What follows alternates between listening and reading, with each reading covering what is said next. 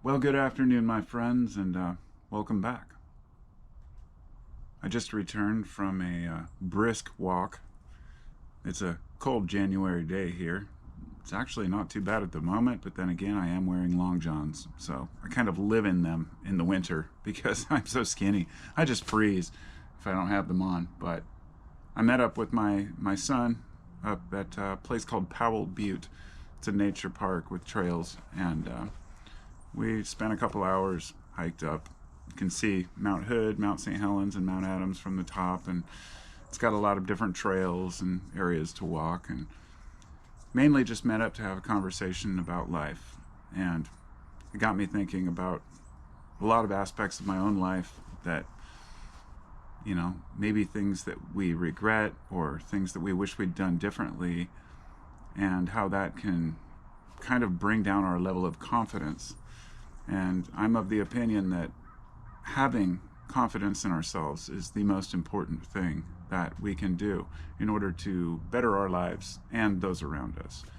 In other words, don't mistake me for saying that arrogance is important. There's a very large difference between confidence and arrogance. And even with confidence, we still are never quite sure if we're doing the right thing. And as I left the park, I was heading home, I decided to turn on a podcast, and I came across this one from Stuart Wilde. Now, I wasn't familiar with him before the day before yesterday, I think, actually. When I was on my way to work and I was listening to this, I think it was a Feed Your Soul podcast where they have some Alan Watts lectures, and then there was one I was listening to from Manly P. Hall. And when it ended, it just automatically started playing this Stuart Wilde one. And the guy is very animated, let's say. He's very talkative and boisterous, and I like the guy. Once I listened to what he had to say, I thought he has some really good points here, well articulated.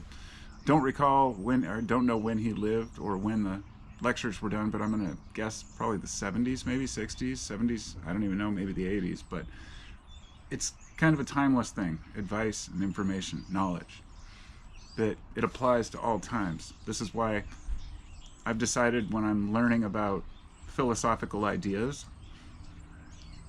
I stopped caring who they come from.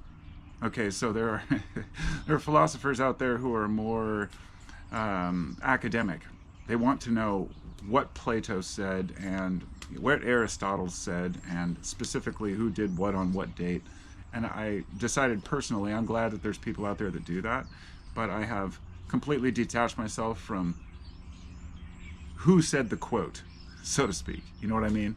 Like, I think it all started back when I hearing about all these people using quotes that they claim came from Einstein or from some philosopher that really never was said by that person.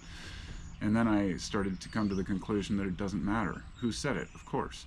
It's all about the information. So, as I was heading back today, I turned on because my son, I sent him that Stuart Wilde podcast, and he said it really resonated with him and what he's been going through.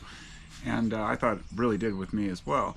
So as I was going home today, there was only one more on there, and I clicked on it, and it was about money. And it tends to be one that I don't listen to anything.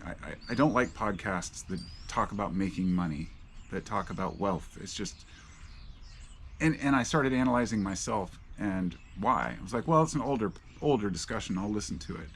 And the whole thing is about how if you surround yourself with negative ideas about your own income, if you think of yourself as poor, you'll be poor. It was more about mindset and attitude.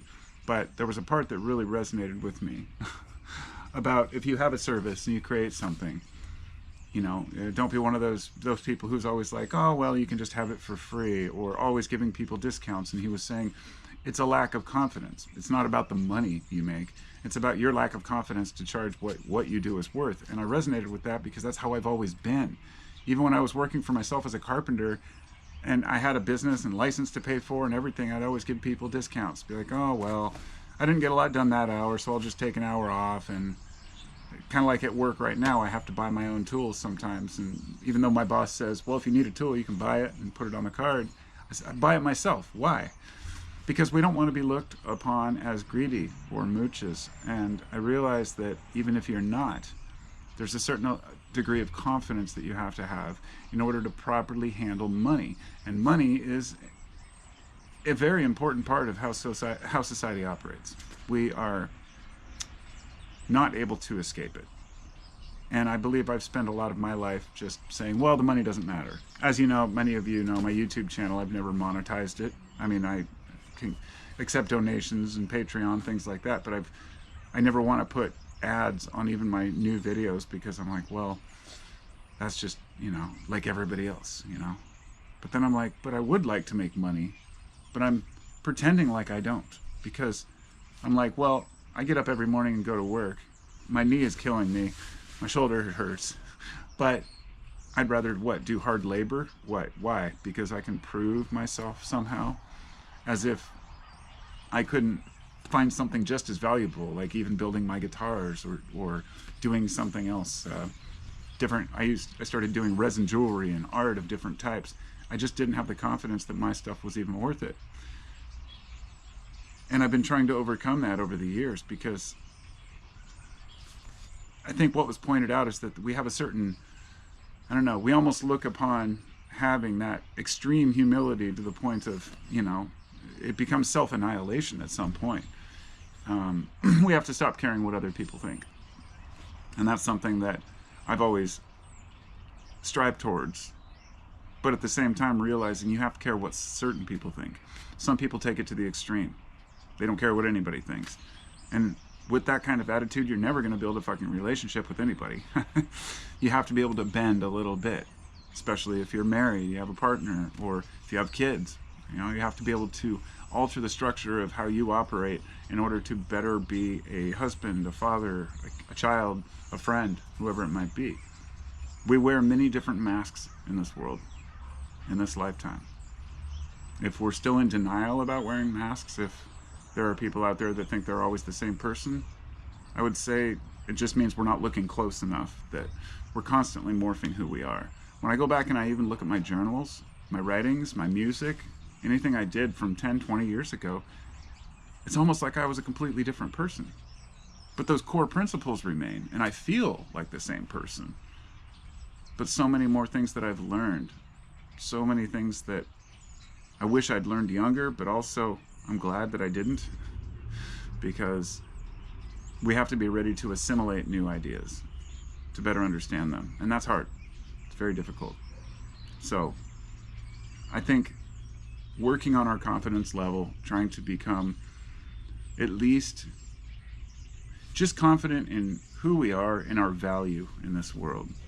And I know many people may not feel like they have much value, and that's understandable, because even I myself have those thoughts, like, what am I doing in this world? I make YouTube videos and I do carpentry and I'm a dad and a husband and, I'm just living this normal life. What's wrong with that? Nothing. It's awesome. I could be in so many worse situations, but there's always part of me that says, I should have some great purpose or do something amazing in this lifetime. And maybe that's just arrogance. Maybe that's confidence becoming arrogance, and that's why I suppress it and keep it down. But maybe, just maybe, there's part of me that needs to go out and explore and do something amazing. I don't know.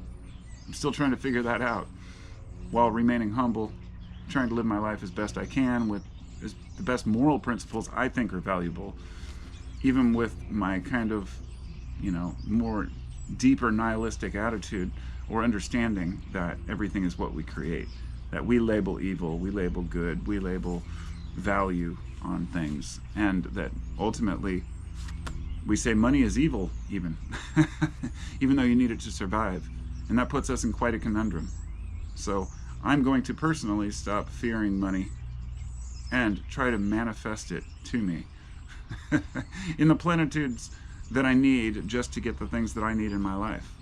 So I don't know how I'm going to achieve that or reach it, but at least putting the intention out to the universe that I'm going to work as hard as I need to work and do the things I need to do to achieve my dreams, which are very simple, just buying a house on a small piece of land with a shop, so I can do my own work in my shop, sell my carpentry creations, do some art and painting.